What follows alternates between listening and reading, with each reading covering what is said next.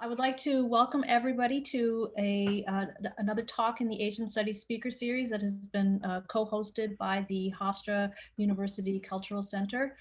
Today, we are very lucky to have Natalie Sarrazin of SUNY Brockport, who will be giving a talk entitled Bollywood Film Music from Ragas to Rich. I just want to start by telling you a little bit about Professor Sarrazin. She is an associate professor and music studies coordinator at SUNY Brockport. She has a PhD in ethnomusicology from the University of Maryland, College Park, and a master's degree in music education from the Peabody Conservatory at Johns Hopkins University. She's a scholar and a researcher in ethnomusicology and music education. She's also a well-published author with works including popular music in contemporary India, problem-based learning for the college music classroom, music and the child, for which she has received a lot of attention, and Indian music for the classroom. I mean, this is just a small selection of the works that Professor Sarrazin has written. In addition to her scholarly work, Professor Sarrazin co-founded and is the executive director of the Western Music Education Association in India, which I would love to hear more about perhaps in the question and answer period. And a nonprofit music education organization affiliated with US NAFME, which is the National Education for Music Education, which is, dedicated to supporting and training music educators and in India. Dr. Sarrazin is also a member of the board of NICAS, the New York Conference on Asian Studies, which is one of the ways in which I know, Natalie, I will actually say your name right now, right? Yes, sir. And she actually planned one of the first online conferences after the advent of coronavirus. So that's just just a little bit about Dr. Sarrazin, and we are very lucky to have her here today to give us this wonderful talk on Ragas to Riches. So thank you.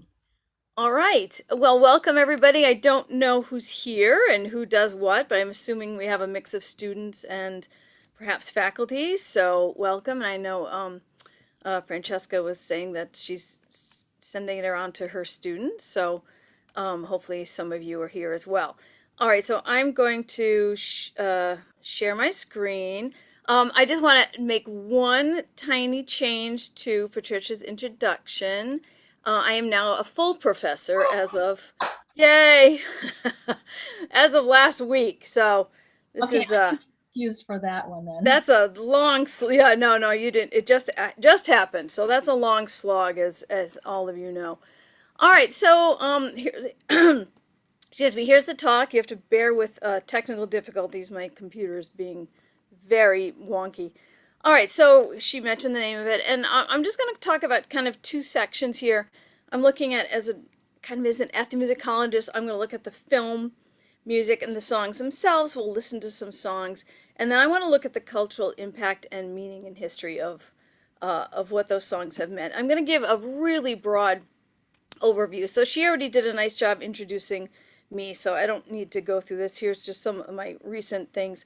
I'm working on music and the voice, playback singing, especially female voice, so I'll talk about that a little bit. But there's one tiny entry here on this bottom one that I'm really excited about. There's a pop music series of books called 33 and a Third, and it was, for in this country of pop music, it took an album-based look at some of the best pop rock albums in the country, like, Rolling Stones, things like that. So they asked me to be the series editor for a South Asia 33 and a Third. So I have been in contact with authors who will then publish books on some independent music and Bollywood soundtracks. So this is really exciting because it really is going to get kind of worldwide recognition in a different kind of academic way for those. So the proposal's in. I'm waiting to hear back, but that was one more thing that I wanted to mention. Anyway, so I've been talking about this topic for a really long time. And I had to put a new beginning on it because India has changed so much. And I just, I have to address the drastic change. I go there every single year. I go for I live there for about 2 months every year. I mean, obviously not this past year, but things have changed so much that I wanted to kind of bring this talk up to speed with what's happening. So here's some basic stats, and some of these you may know. That's fine. Number 2 in population behind China. Number 3 GDP. Now, I think that was a surprise to me because I knew that was coming. But now, growth domestic product to India's third in the world behind and US is number 2, by the way. That was another surprise. I knew that was coming too. China is number 1. So India and US are now 2 and 3. Coronavirus, and this is of course a horrible thing, and I'm just going to mention this now. I mean, it's really devastating, and I have a lot of my husband's relatives all have it in India. So this is really bad, and they're saying there might be 500 million cases in India actually, unreported. So they're number 2 in corona, but probably number 1, and they're the number 1 vaccine manufacturer in the world. It's the number 2 largest English-speaking country in the world, and it is the world's largest democracy. So technology, just because we need to dispel this notion that India is this poverty-ridden rural rural country, we have it's made great huge leaps in technology. I mean, as you know, this is like it's the IT hub of the world. So mobile phone use is right up there. Internet users, 45%. Social media, gamers, 26%. So it's really high up there. Indian entertainment. So online streaming, 500 million, which of course is more than the population of this country. They look at videos, films, music on their phones. Television reaches 780 million, and film is estimated at reaching almost the entire population.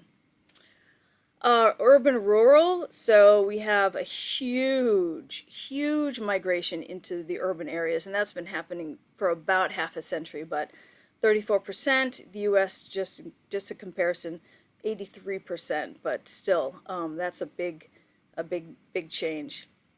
All right, so just, I don't know if you guys can want to guess. I have just a few quick questions here to kind of get us into this Indian film industry versus the US. So I don't know if you can unmute your mic for these. They're very quick little questions. So which industry is older?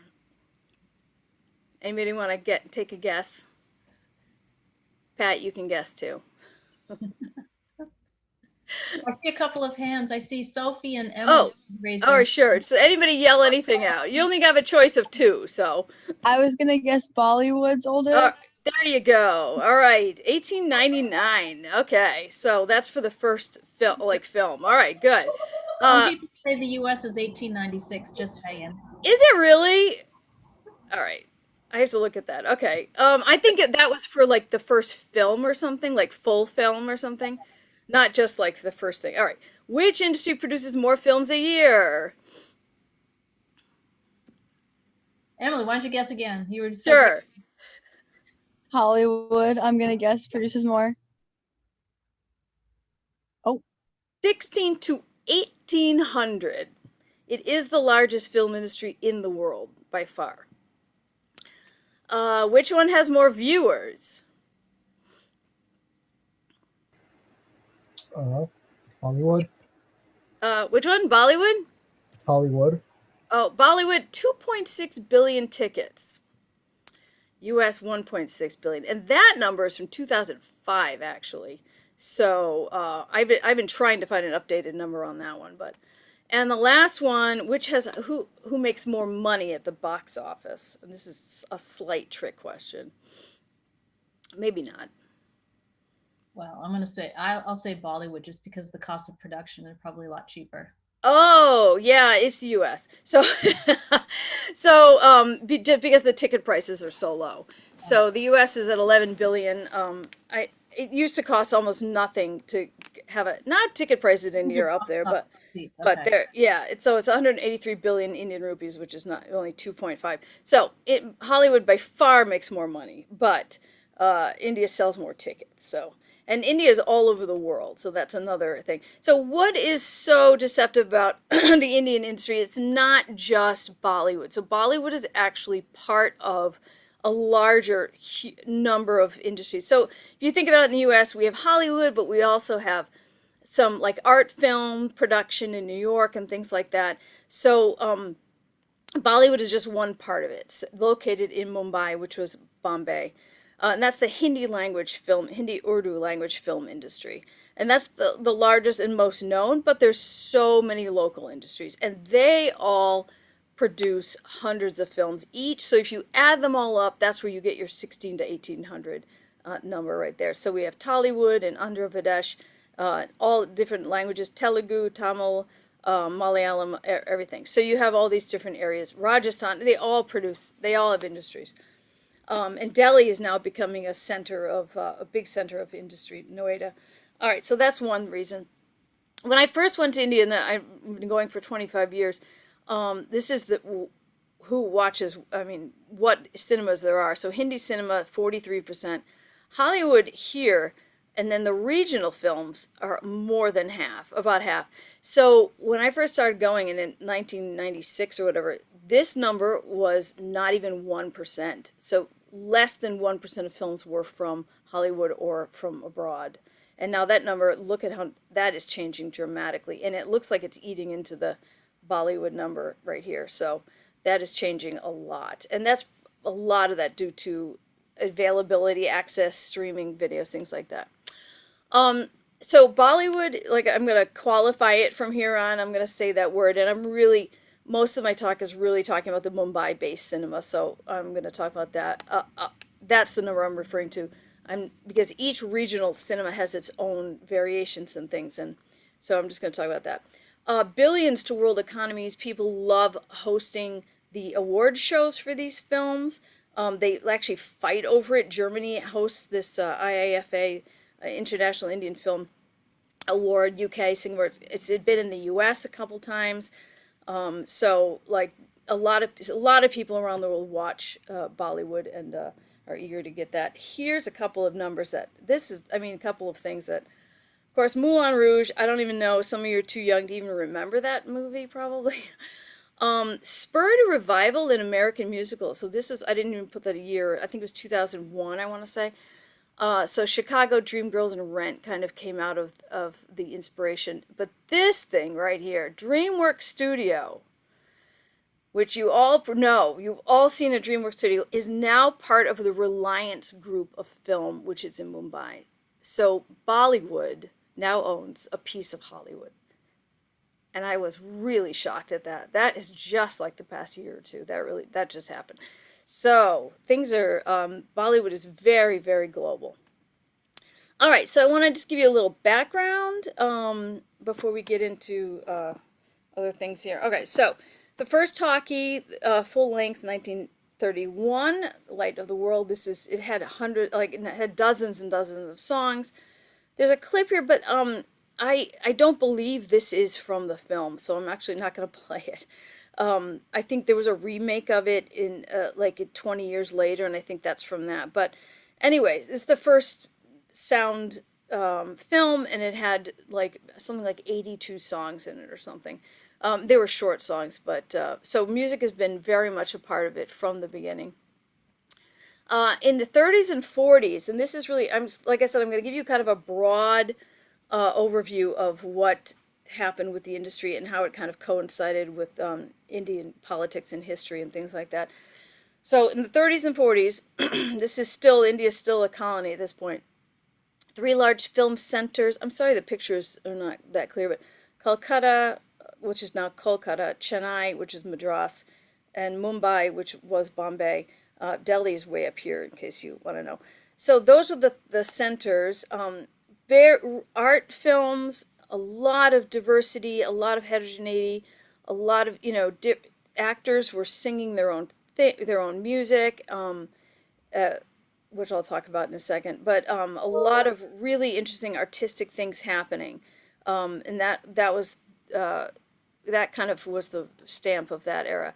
Then in the 40s and 50s, we have independent producers. So the large film studios got broken up into these independent production. And here, this is actually this is the sound. This is an orchestra, film orchestra. This is a picture of how they recorded. So new musicians, producers, but what happened there, and the same thing happened in Hollywood, you start to get a formula happening. So you get this number of star actors, you have this many song and dance numbers, you have this kind of character happening, this kind of narrative happening. So that really happened in the 40s and 50s, and that became very dominant and held its dominance for decades and decades. And now you get something, the playback singer, which I'll talk about a little more. So the actors no longer sang, right? You have these playback singers. And you also have something called masala, formulaic film. So masala is a word, if you go to an Indian restaurant, masala means spice. It's like a combination or a variety of spices. So that type of film became really, really important, and you had a reduction of artistic creativity and variety. So the genres, now, you look at this lineup, comedy, action, drama, sci-fi, romance, horror, and you're like, okay, that's normal. But in India, it really was the masala film, was the absolutely, I want to really say like 80% of the films had this formula, and it's still popular now. So what is a masala film? Mix of action, drama, comedy, also violence, romance, and melodrama. And I can't stress the melodrama part enough.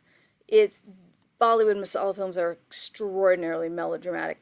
And of course, the song and dance numbers, which gave it, that extra fun spin to it. So you have the perception, that these films are, song and dance numbers. They get made fun of a lot for having the song and dance in them. There's a lot of reasons why that formula stuck so long and was so important. And a lot of that was, if you think back to the rural nature of the country, the population, you've got someone traveling, you just can't pop by your local cinema. You got to make a trek into the city to go see something, unless some traveling thing comes out to you, and they have done that. But so you got to kind of make it worth someone's while, and the films are 3 hours in length. Usually 45 minutes of them are songs. So that's another kind of piece of it. Now the films are getting much shorter, but that's a whole different thing. Okay, so the song and dance numbers, which I'll talk about a bit, are called picturizations, and it's really, if you know anything about film, it's like the mise en scène, right? It's like the visual representation of that. So it's called a picturization. 4 to 7 of them in a film. And they take what happens is the industry is so integrated, vertically integrated, if you will. These picturizations make their way out of the films and onto TV channels and radio stations. And it's hard for me to convey how dominant this is, and I'm going to just talk about this because it really doesn't exist here. There are TV channels exclusively dedicated to showing picturizations. And I'm not talking 1 or 2 channels. I'm talking like 5, 6, 7 channels that 24/7 just show these. And that happens all over the country.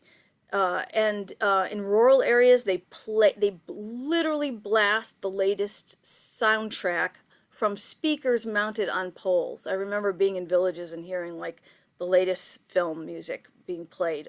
It's really crazy. And of course, there's dozens of radio stations that are almost all Bollywood mix, things like that. So now, song and dance numbers are what people replicate on the reality shows. So we have Indian Idol.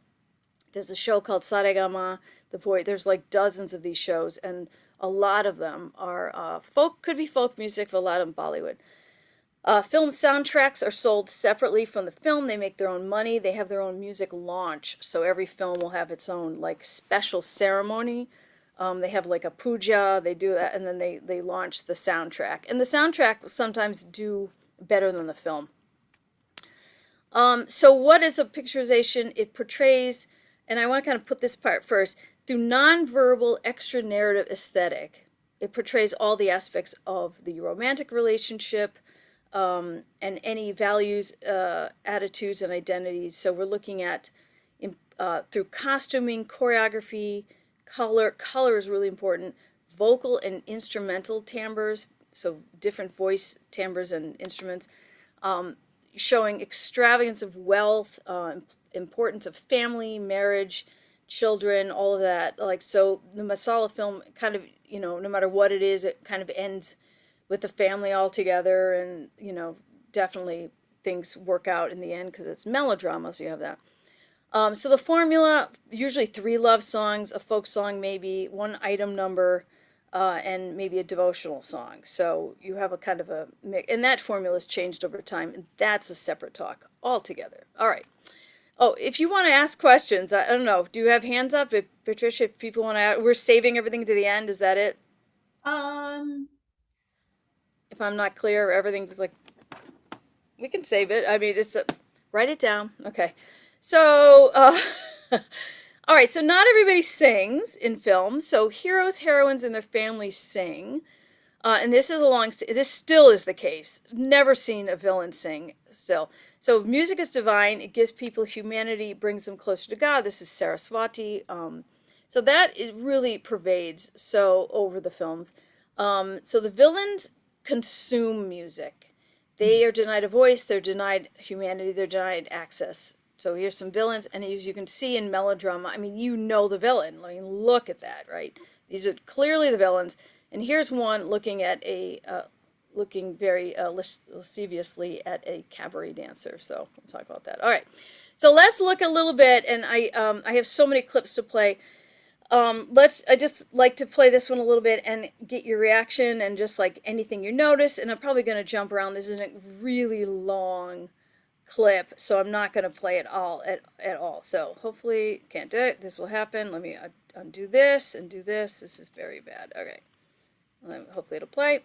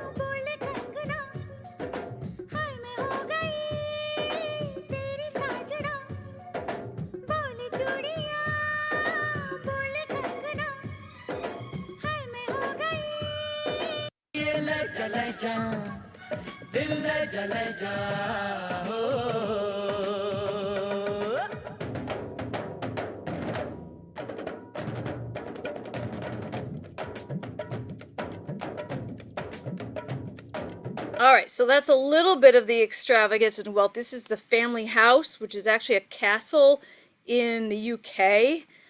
They filmed that as the set. And this is a very long, complicated family drama. And I forgot to tell you what she said. Bole Churiyan means my bangles are speaking. So that's what it's a kind of a love song. All right, so I want some initial thoughts. I don't know if anyone's seen these before.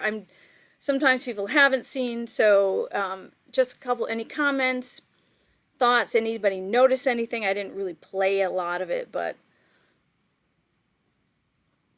So just raise your hand or drop in if you've got some comments.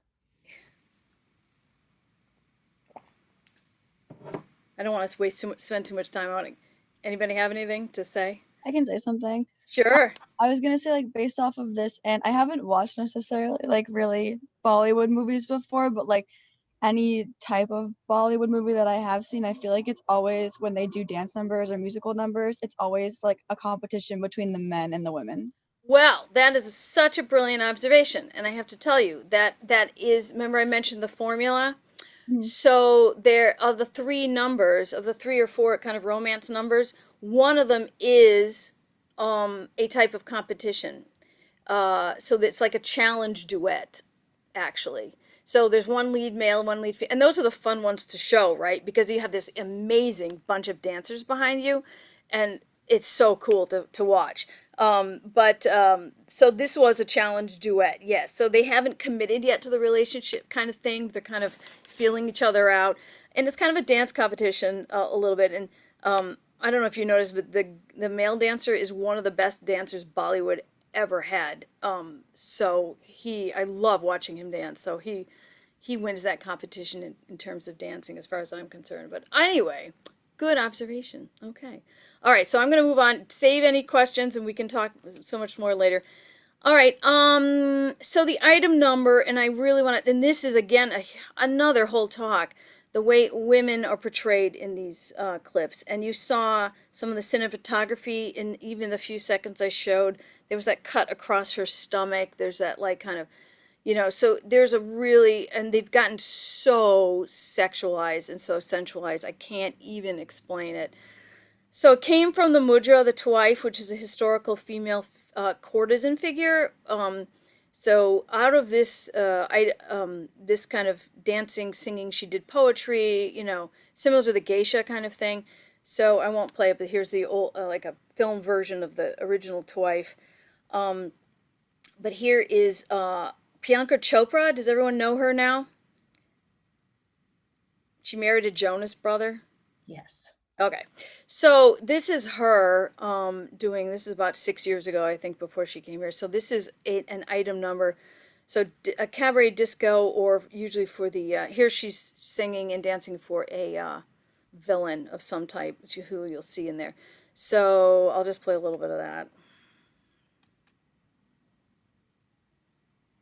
And I will play it because I have to do this.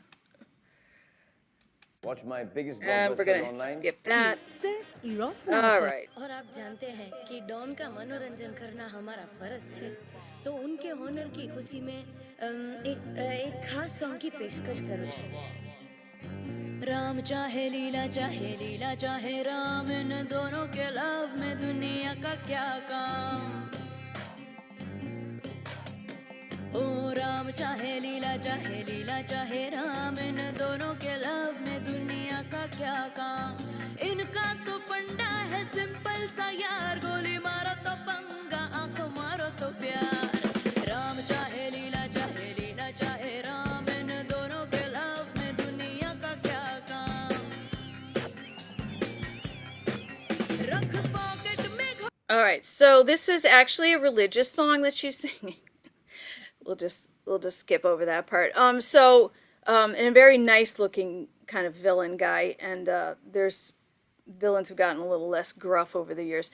But you can see, so that's like and there's much more sexualized ones in this, but this is really one of the biggest selling numbers in a Bollywood film is the item number, and those get the most play. And there's pretty skimpy costumes and a lot of flesh showing, shall we say? So there's that. If you look back at the other ones, it's a lot. It's still sensual, but it's a lot less sexualized. There's also been an influx of porn artists into Bollywood, so that has definitely changed choreography as well.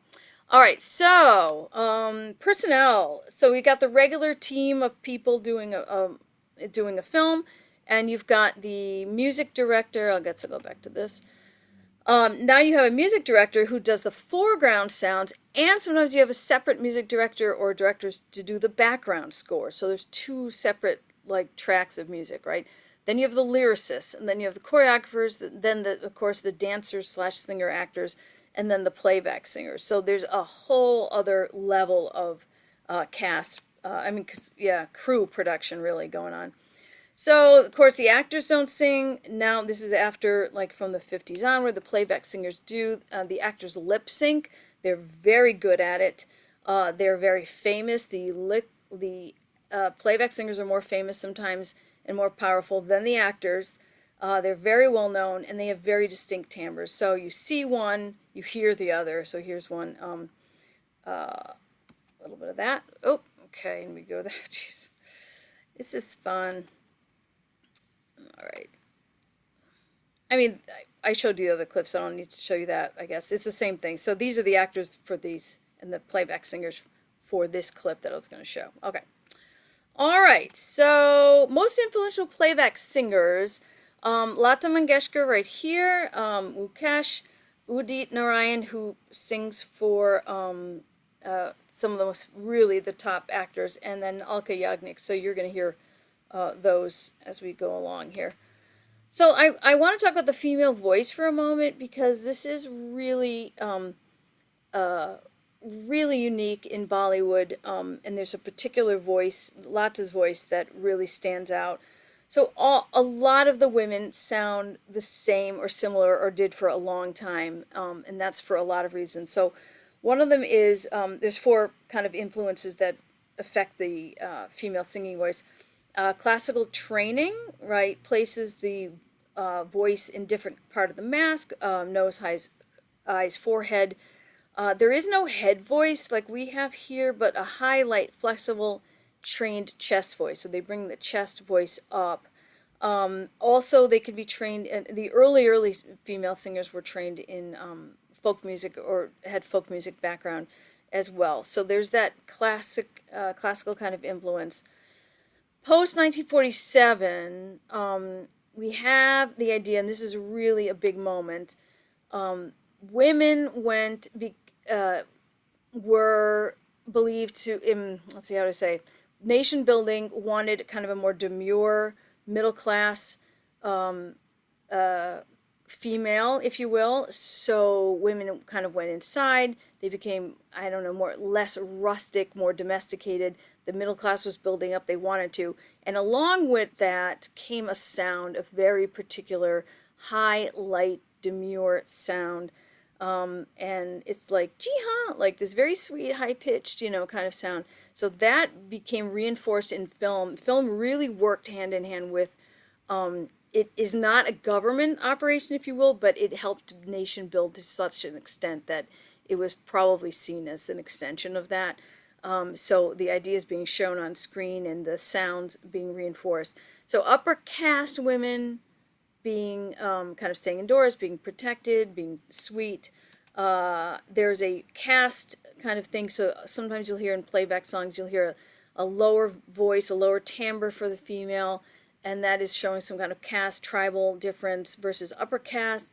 So deeper, less refined. Upper caste would distinguish themselves from the lower caste because of that.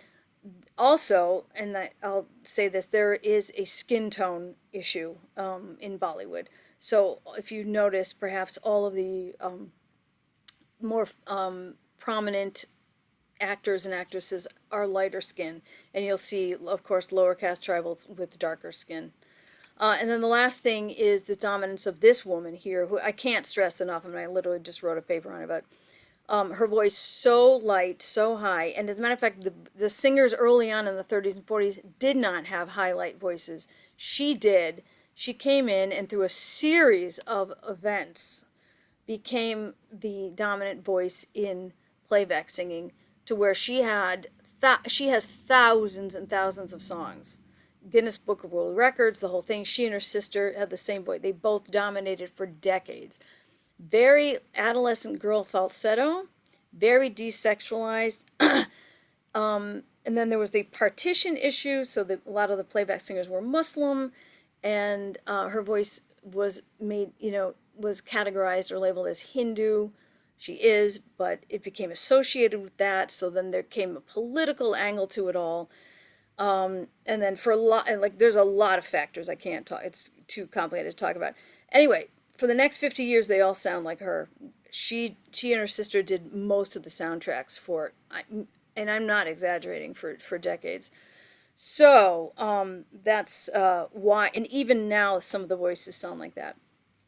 Okay, so going back to just looking at the whole thing as an industry, I can't stress, and this is something we don't have here, like film music is the popular music. And it is 20 to 30% of the market is independent music. It's risen slightly recently, but Bollywood still has a hold on it. And I used to go out in the field and ask questions. I used to talk to musicians. I'd be like, oh, are you going to do Bollywood? And some of them would be like, no, I hate Bollywood. I'm not going to do, like, and never do that music. And then that started to change over the past 10 years because it has such a grip on it. You can't make it as an artist if you're not doing the film industry in some local respect. Local Train, I've actually interviewed them. They're a great group from Delhi. And this is like a Bollywood like version of the male band, whatever. So the music corporations won't sign independent artists. You can't get work. You have to playback sing, or you have to work somehow in Bollywood. And now almost all the musicians I talk to, they just do both. And now, especially since I work mostly in Delhi, and a lot of the musicians are there, there's an industry coming up there, film industry. So they all kind of relegate to that's what they're gonna do. All right, so it's not a single genre. So if you have to say, well, what is Bollywood? What are these songs? They kind of, and here's kind of the brilliance of the hegemony here. They take every genre and use it. So whatever's happening, even in the older music from the 50s and 60s and 40s, they'll just take anything. So all of these genres and so many more, it just becomes film music. So let's just look at the latest thing now. We've got this is gully rap. Actually, it's a slum, Bombay slum rap. And that's kind of the latest thing coming up. Hopefully you can hear it. And we're going to have that fun. All right, let me do that again.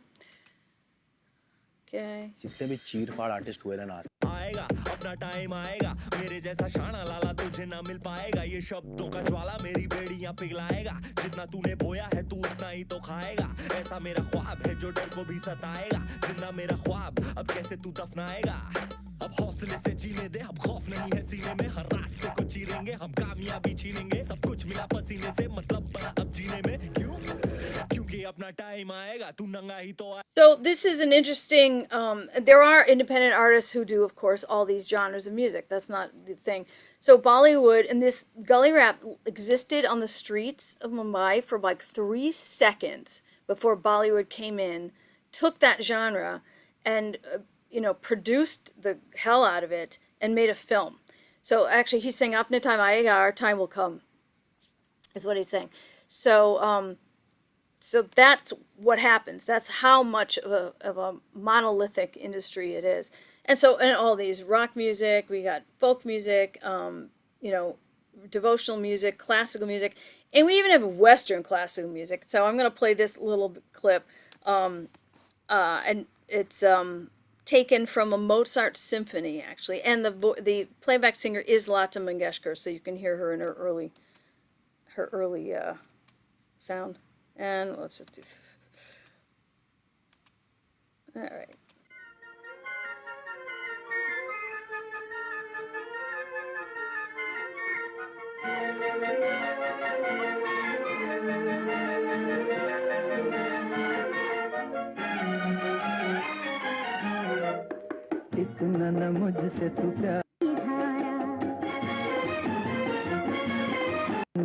All right, I'm trying to get her.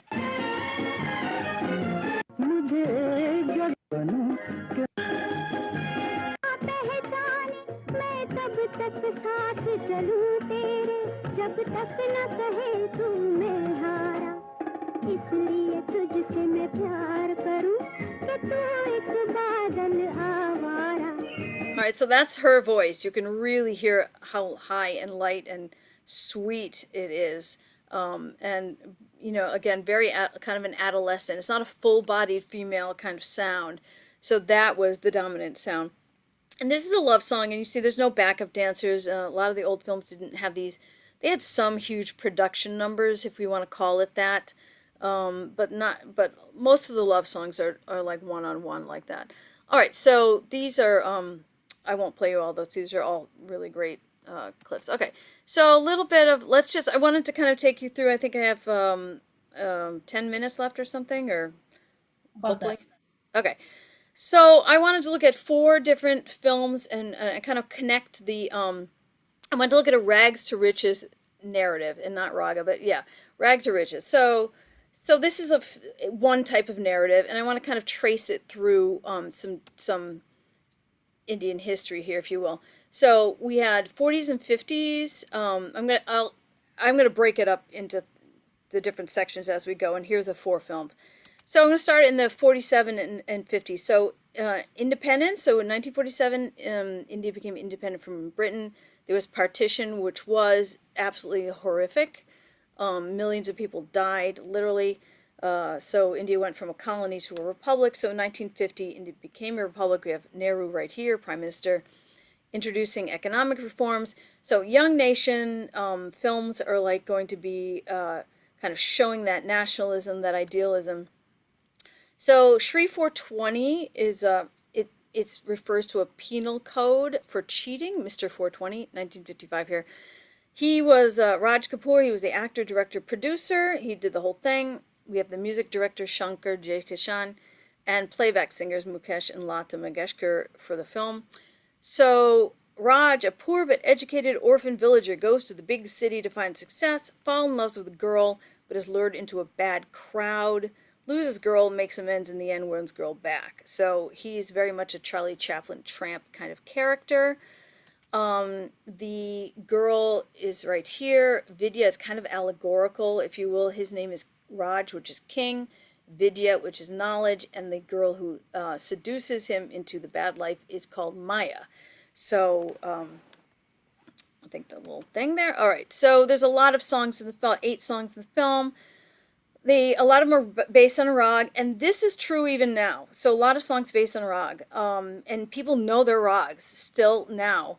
So having that like extra meaning is still part of the piece itself. It's one more aesthetic characteristic. So rag is a set of melodies, and I definitely don't want to get too far into this. A pitch set, which has a connotation of either a time of day, deity, season, emotion, all kinds of like different extra musical connotations. So here's the song I want to play, and it's very much indicative of what was happening at the time. Mere Juta Hai Japani, probably one of the most famous Bollywood songs of all time. My shoes are Japanese, the trousers are English, my red cap on my head is Russian, but my heart is still Indian.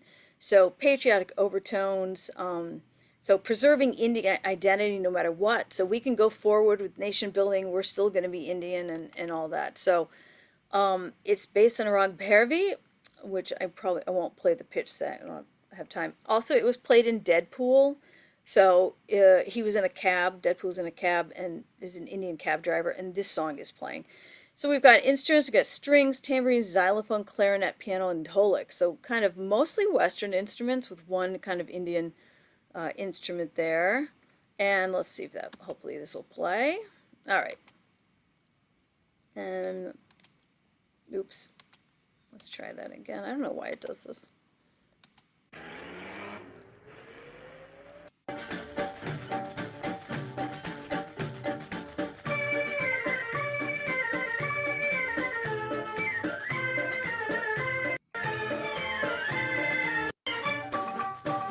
मेरा जूता है जापानी ये पतलून इंग्लिस्तानी sir पे लाल टोपी रूसी फिर भी दिल है हिंदुस्तानी मेरा जूता है जापानी ये पतलून इंग्लिस्तानी सर पे लाल टोपी रूसी फिर भी दिल है हिंदुस्तानी मेरा जूता है जापानी.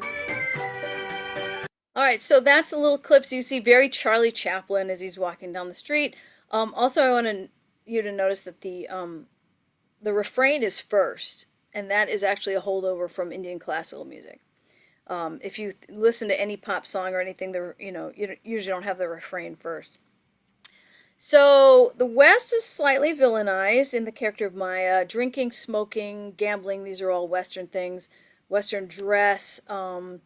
There's another number in here where there's a waltz and jazz, and it's kind of, so music, Western music is considered bad. Kind of a bit negative, so let's be Indianized, kind of the thing. So this is the number for that. So 60s and 70s, things started to fall apart. India had wars with Pakistan and China. The whole Nehru vision didn't really work out that well. A lot of poverty. Indira Gandhi came in, the first female prime minister. Socialism, the banks were nationalized. She declared a state of emergency and locked down everything for 2 years. That sounds familiar, the lockdown part. India becomes a nuclear nation, and we have the rise of something called the angry young man character. So high masala at this point, big action, melodrama. The romance takes a little bit of a backseat. There's a lot of a lot of violence, a lot of things like that. Songs, reduced number of songs. Here's the thing, and to probably why there's a reduced number of songs. There's these emotions, Sanskrit theatrical emotions that underpin all of the narrative, things like that, and anger here and disgust are not ever done in music. So there are no rags with those in it, nothing. So theater, yes, you show all these emotions, but in dance too, but not in music. So the hero actually hardly ever sings in these kind of anti-hero films, because there's no outlet really for him to do that. So if he's in a romance, he can kind of sing, but he really doesn't, because usually there's some kind of mitigating circumstances to why he's an anti-hero, and so it's a really complicated thing. So anger and disgust not depicted. There's anger against corruption, failed policies, and a lot fewer songs, if you will. So this is a famous film, Diwar. Two brothers, one honest, the other one corrupt. The corrupt one kind of takes the brunt of his father's failing. It's a long thing. There's a lot of fighting going on, things like that. The brother has a few numbers with his girlfriend. What did emerge, though, was this disillusioned anti-hero. Like I said, he's principled but controlled. Conflicts are resolved in this ideal moral universe. But there is a male bonding that kind of happened in this time. So there's a rise of these buddy song numbers, where and a lot of different instruments here. Indian instruments, synthesizers, electric bass, jazz bass line, banjos, conga drum, güiro, percussion, harmonicas. You got Latin American instruments. So this is in the 70s. So let me just play a little clip of this. So this is Our Friendship Will Never End. That's the name of this song.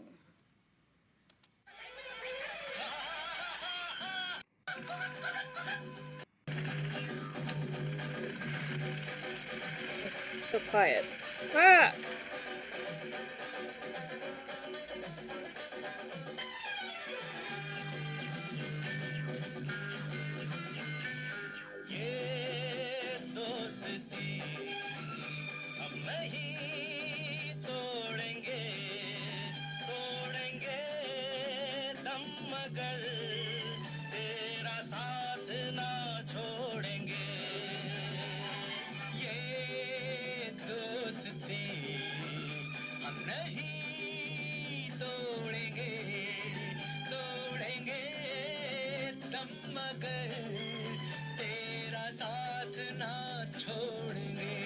All right, a lot of people have queered these types of relationships, and again, that's a whole other kind of story going on. But that's probably one of the only type of songs that, besides the romance, that was happening at this point. Also, you have, drums happening. You have chord progressions, and you have harmony, which hardly ever happens in India. Does not really have vocal harmony like we are used to here. So that starts to happen then. All right, 80s and 90s, we've got Indira Gandhi's assassinated, rise of Hindu nationalism, a lot of religious conflict, and a bizarre turn towards the traditional. So actually women in the 70s portrayed quite Western. They had maybe some jobs, things like that. Big turn toward women back into saris and back into the family value thing with this rise of nationalism, which is still going on today. So here's another rags to riches narrative. Poor cab driver falls in love with a wealthy girl whose father will only accept the union if Raja becomes respectable and moves to Mumbai. Raja refuses. Archie's family breaks up the couple. Archie finds out she's pregnant. Raja tries to kidnap the child. All deception is revealed and resolved. These are like, these storylines are like operas. I mean, they're insane. So So this was in 1996, and again, back to traditional values, a lot of Western tropes, the rag to riches thing, socioeconomic and caste difference. So these two have caste difference. They have, do they have a religious difference? No, I can't remember. Very traditional gender. She's at the beginning, she's like wearing this red dress. When she's single, she's all Western. As soon as she's married, she's in a full sari. She's been kind of tamed back into that. Bizarrely enough, this film had the longest kiss. Actually, Indian censors won't let people kiss. Like, you hardly still even see kissing. This had a 1-minute kiss in it, so that was some huge thing which sold the film, but very rare to see that. Anyway, and a lot of folk genres. So let me see. So I only have 2 clips left, so hopefully I can get through both these. So the song here has some tribal in it. It takes place in Himachal Pradesh, which is a northern state. So they like to, in order to appeal to regional films, regional audiences, they would put in different folk songs. So this is Bollywood's kind of, again, business practice, right? So we've got some folk type instruments from Himachal Pradesh, and some and a synthesizer. So let me see if I can play just this. This is a great song. So there's they're all great. Yeah, we're doing that. I wonder why it does this to me. Okay. All right. So this is she's depicting. You saw a clip. Tribal. She's drinking. She's rough. She's crude. Her voice is very different from Lata's. You hear that?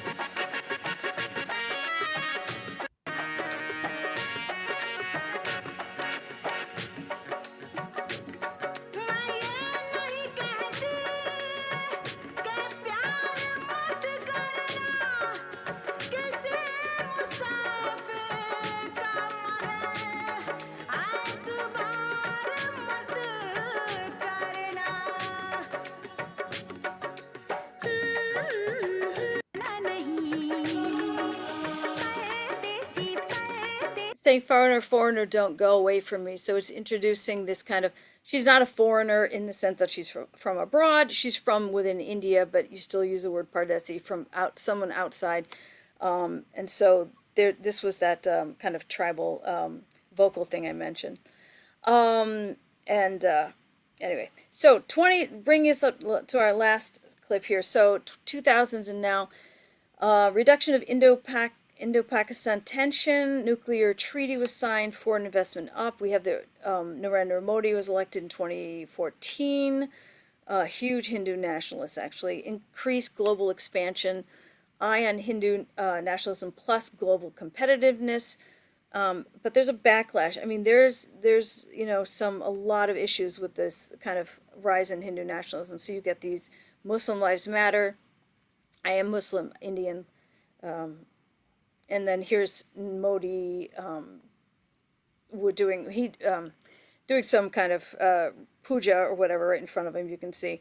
So that's addressed in Bollywood as well. So I want to play one last clip. This is called "Secret Superstar," and Amir Khan, who was just in that last clip of Pardesi, he is actually in this one. He's a fantastic actor. 15-year-old Muslim girl, Insia, wants to be a singer. Her mother's supportive, but she uses her niqab, right, her face covering, to hide her identity from her strict and abusive father in order to upload songs onto YouTube. She becomes famous and is nominated for Best Female Artist, but doesn't win. The winner recognizes Insia's sacrifice and hard work and gives her the award. So she sings for him. He's the producer. And then the song has piano, drums, synth, cymbals, very rock pop style, very different kind of timbre. It's a power ballad. It's very contemporary. All the singing styles that we know and are familiar with. So this is her singing this, Dance Wild and Free.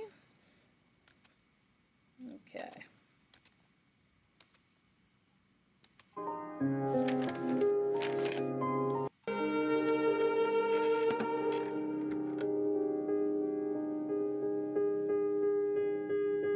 तेरी ही बोली बोलूंगी मैं, तेरी ही बानी मैं तेरे इश्क दा चोला पहन के मैं तुझ में ही रंग जाऊंगी तेरे इश्क दा चूड़ा पहन के मैं तुझ में ही सज जाऊंगी मैं नचदी फिरा बालठन बलिए हो मैं नचदी फिरा छम छम छलिए हो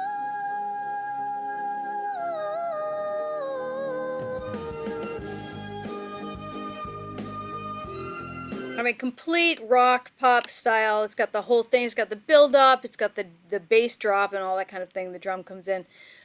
We know what's happening. We know these codes.